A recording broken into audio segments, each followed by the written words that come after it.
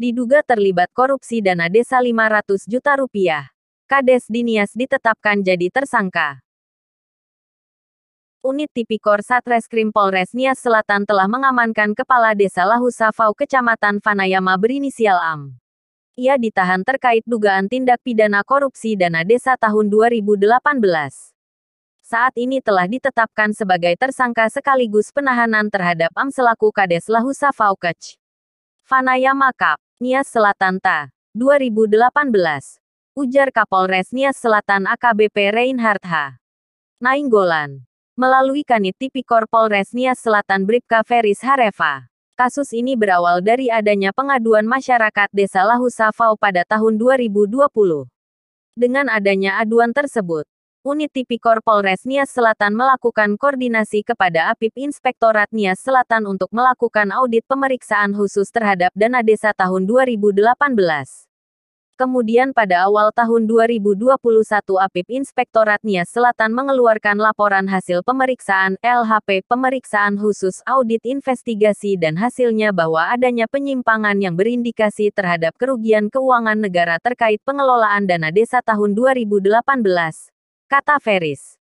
Lebih lanjut, kata Feris, APIP Nias Selatan telah menyurati Am selaku Kades yang saat itu menjabat, meminta untuk segera mengembalikan indikasi kerugian keuangan negara atau memperbaiki pekerjaan atas dana desa tahun 2018 selama 60 hari. Akan tetapi setelah lewat 60 hari, Saudara Am tidak bersedia menindaklanjuti hasil pemeriksaan dari APIP tersebut dan akhirnya APIP melimpahkan dugaan kasus itu kepada Polres Nias Selatan untuk dilakukan proses penyelidikan. Kata dia.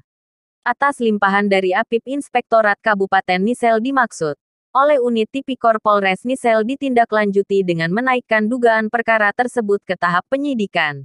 Dengan lebih dulu melakukan gelar perkara di Wasidik Krimsus Polda Sumut. APIP Inspektorat Nisel juga meminta untuk menghitung keuangan kerugian negara. Kemudian setelah dilakukan pemeriksaan kembali, Auditor APIP Inspektorat Kabupaten Nisel menetapkan kerugian negara sebesar Rp509.157.305,31.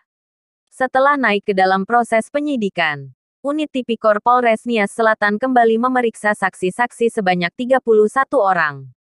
Mereka diperiksa sesuai klaster dan kapasitas masing-masing serta menyita barang bukti berupa dokumen. Hasil dari penyidikan terhadap saksi-saksi dan penyitaan barang bukti berupa dokumen, Unit Tipikor Polres Nias Selatan melaksanakan kembali gelar perkara di Wasidik Krimsus Polda Sumatera Utara.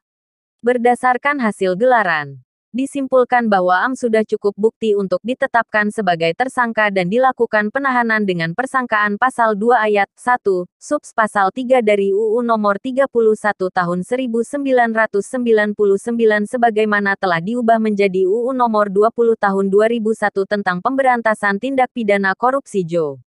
Pasal 55 ayat 1 ke 1E dari KUH Pidana. Saat ini Unit Tipikor Polres Nias Selatan masih tetap melakukan pengembangan kasus tersebut, kata Feris.